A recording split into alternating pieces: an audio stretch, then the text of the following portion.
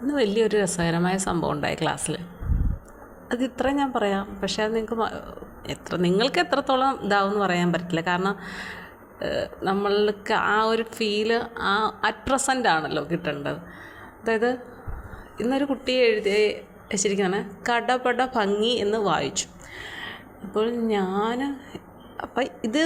ഞാനപ്പം ഈ എക്സാം ആകുമ്പോഴത്തേക്കും ഓരോന്നിൻ്റെ മോഡൽ കൊടുക്കും. ഇപ്പം മലയാളത്തിൻ്റെ ആണെങ്കിൽ നമ്മൾ ഈ ആസ്വാദനക്കുറിപ്പ് എങ്ങനെയാണ്, കത്ത് എങ്ങനെയാണ് എഴുതേണ്ടത്, പോസ്റ്റർ അങ്ങനെ കുറേ കാര്യങ്ങളുണ്ട്, ഒരുപാടുണ്ട്. 10-30 മുകളിൽ പോവും. അതിൻ്റെ ആ ഒരു ഡെഫിനിഷൻ പോലെ കൊടുക്കും ഞാൻ.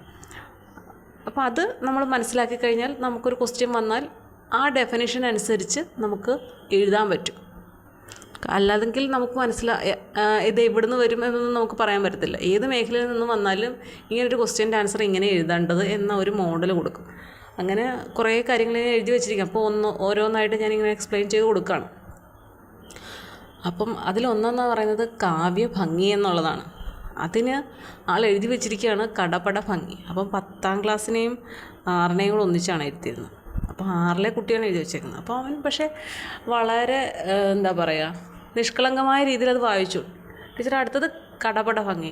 അപ്പം ഞാൻ ശ്രദ്ധിച്ചില്ല. അപ്പം 10ലെ കുട്ടി ടീച്ചർ ഇവൻ പറഞ്ഞു കേട്ടോ, എന്താ ടീച്ചറെ കടപട ഭംഗി എന്നവൻ വായിച്ചു. ഞാൻ അതെന്ത് സംഭവം? അപ്പം ബുക്ക് നോക്കിയപ്പോൾ അവൻ എഴുതിയേക്കുന്ന രീതി അങ്ങനെയാണ്. കാ എന്നുള്ളതിന് ഡാ പോലെ എഴുതി വെച്ചേക്കുന്നത്. അപ്പം ബ്യാ എന്നുള്ളതിൻ്റെ അതിലും ഡാ പോലെ എഴുതി. അപ്പോൾ അവൻ എഴുതിയത് അവൻ തന്നെ വായിച്ചപ്പോൾ അങ്ങനെയായിപ്പോയി. പിന്നെന്താ, ബാക്കി പറയേണ്ട കാര്യമില്ലല്ലോ. വർഷങ്ങൾക്ക് ശേഷമാണെന്ന് തോന്നുന്നു ഞാൻ ഇത്രയധികം ചിരിക്കുന്നത്. ഭയങ്കര നമ്മൾ ഒരുപാട് ഒച്ച ഉണ്ടാക്കിയല്ല, നമുക്കിങ്ങനെ പിടിച്ചമർത്തി നമ്മൾ ചിരിക്കുന്നതിനുള്ള ശ്രമമുണ്ടല്ലോ. നമുക്ക് പൊട്ടിച്ചിരിക്കാനും പറ്റുന്നില്ല. ഇത് കേട്ടിട്ട് എന്ത് ചെയ്യണമെന്നറിയാത്ത രീതിയിൽ നമ്മളങ്ങ് ചിരിച്ചു പോകുന്ന ആ ഒരവസ്ഥയുണ്ടല്ലോ. ആ ഒരു രീതിയിൽ ഭയങ്കരമായിട്ട് ഞാനങ്ങ് ചിരിച്ചു. അപ്പം ക്ലാസ്സിൽ ബാക്കിയുള്ളവരും ചിരിക്കുന്നുണ്ട്. അപ്പം സാറ് പക്ഷേ അപ്പുറത്ത് ക്ലാസ് എടുക്കുന്നുണ്ട്. സാറിനോട് പറയുന്നിടത്ത് പിന്നെ അത് വേണ്ട, സാറിൻ്റെ എല്ലാവരുടെയും പരീക്ഷയുടെ തിരക്കിലല്ലേ, വേണ്ട എന്ന് ചോദിച്ചു. കാരണം അവൻ ആ നിഷ്കളങ്കമായ പറച്ചിലാണ് അതിലെ ഏറ്റവും വലിയ ഹൈലൈറ്റ് എന്ന് പറഞ്ഞത്. താൻ എഴുതിയത് ശരിയാണ് എന്ന രീതിയിലാണ് അവൻ പറഞ്ഞത്. എന്താ ടീച്ചറെ കടപട ഭംഗി എന്താ?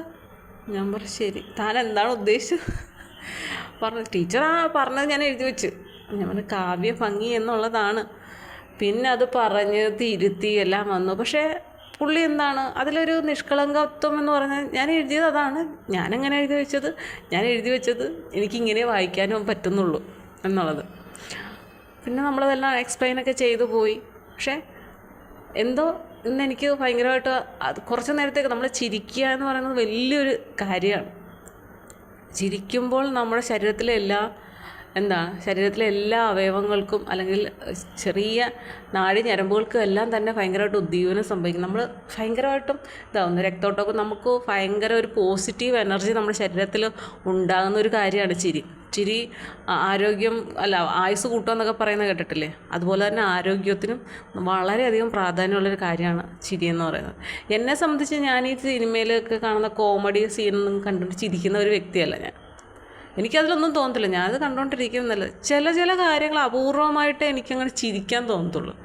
ഇന്ന് അങ്ങനെ ഒരു സംഭവം ഉണ്ട്. ഞാനങ്ങനെ ചിരിക്കുന്ന എത്രയോ നാളുകൾക്ക് ശേഷമാണെന്ന് ഞാൻ ചിന്തിച്ചു പോയി. അതാണ് ഈ കുട്ടികളുമായിട്ട് നമ്മൾ ചില സമയത്ത് ഇടപഴകുമ്പോൾ ഉണ്ടാകുന്ന ഒരിത്.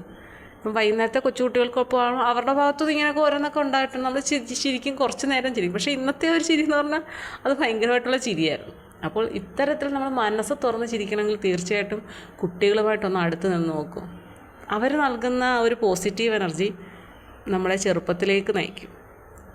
ചിലർക്ക് കുട്ടികളൊരു അവർ അത് ചോദിക്കും ഇത് ചോദിക്കും, അതെന്തോ ഒരു ബുദ്ധിമുട്ട് പോലെ. പക്ഷെ നമ്മൾ അവരോട് ചേർന്ന് നിന്ന് സംസാരിക്കുകയൊക്കെ തുടങ്ങി നമ്മളും പതുക്കെ അവരുടെ ആ പ്രായത്തിലേക്ക് ചെല്ലും. നമുക്കും ആ ഒരു പ്രായം കുറഞ്ഞു വരുന്നതായിട്ട് തോന്നും. അതാണ് ചിരിയുടെയും മനസ്സ് തുറന്നുള്ള സംസാരത്തിൻ്റെയൊക്കെ പ്രത്യേകത. പലരും ചിരിക്കാൻ മടിക്കും, ചിലർ സംസാരിക്കാൻ മടിക്കും. ഇതെന്തുവാ എന്ന് പറഞ്ഞ് മാറ്റി വെക്കും. ഇതിലൊന്നുമല്ല, നമ്മൾ ചിരിക്കേണ്ടടുത്ത് ചിരിക്കണം, കരയേണ്ടടുത്ത് കരയണം, സംസാരിക്കേണ്ടടുത്ത് സംസാരിക്കണം. ഇതെല്ലാം തന്നെ നമ്മുടെ ജീവിതത്തിൽ വളരെ വേണ്ടപ്പെട്ട കാര്യങ്ങളാണ്. അപ്പോൾ അതൊന്നും ആരും മറക്കാതിരിക്കുക. കുട്ടികളുമായിട്ട് കുറേ നേരം സംസാരിക്കാനും ഇടപഴകാനും ഒക്കെ ഉള്ള സമയം കിട്ടുവാണെങ്കിൽ തീർച്ചയായിട്ടും വേണം. അങ്ങനെയുള്ള കുറേ കുട്ടികൾ ഭയങ്കര ഓവർ സ്മാർട്ട് കുട്ടികളൊക്കെ ഉണ്ട്. ഞാൻ പഠിപ്പിക്കുന്ന ഒരു കുട്ടിയുണ്ട്, ഭയങ്കര ഓവർ സ്മാർട്ടാണ്. എന്തൊക്കെയാണ് അത് ആ പ്രായത്തിൻ്റെ എന്തൊക്കെയോ പറയും, നമ്മളിങ്ങനെ മാറ്റി വയ്ക്കും. ഇന്നാണെങ്കിൽ ഞങ്ങൾ ക്ലാസ് കഴിഞ്ഞ് തുടങ്ങിയപ്പോൾ ഒരു ചേട്ടനും അനിയനും നേരെ ബേക്കറിലോട്ട് കയറുക, അവിടെ നിന്ന് ഏതാണ്ട് പാക്കറ്റിലെ ഫുഡ് വാങ്ങിച്ച് ചേട്ടനും അതിനും കൂടെ വഴക്കായി, കുറച്ചേ കൊടുത്തുള്ളൂ പിണങ്ങി, അനിയൻ പിണങ്ങി നടക്കുന്നു. അപ്പോൾ ഞങ്ങളെ കണ്ട് ടീച്ചറെ വേണം, ഞാൻ പറഞ്ഞു വേണ്ട അവന് കൊടുക്കടാ, അവൻ കരയുന്നല്ലോ. അപ്പോൾ ഇരുട്ട് പിടിച്ച വഴിയെ കൂടെ ആ പിള്ളേരുണ്ടോ എങ്ങനെ പോകുന്നു എന്ന് എനിക്കറിയത്തില്ല, പോകുന്നുണ്ട്. ഞാൻ വേണ്ട വെട്ടം ഇല്ലല്ലോ. ഇല്ല ടീച്ചറെ, അവർക്ക് ആ പോകുന്ന വഴി തിട്ടം ഉണ്ടായിരിക്കാം, പക്ഷേ കാടൊക്കെ ഉണ്ട് അപ്പുറത്ത്, നമുക്ക് എന്ത് ചെയ്യാൻ പറ്റും, ലൈറ്റ് അങ്ങോട്ടില്ല. അതും ഒരു ടെൻഷൻ അടിച്ചിട്ടാണ് ഇങ്ങോട്ട് വന്നത്.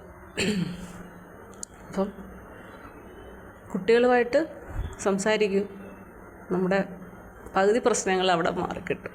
ശരിയല്ലേ?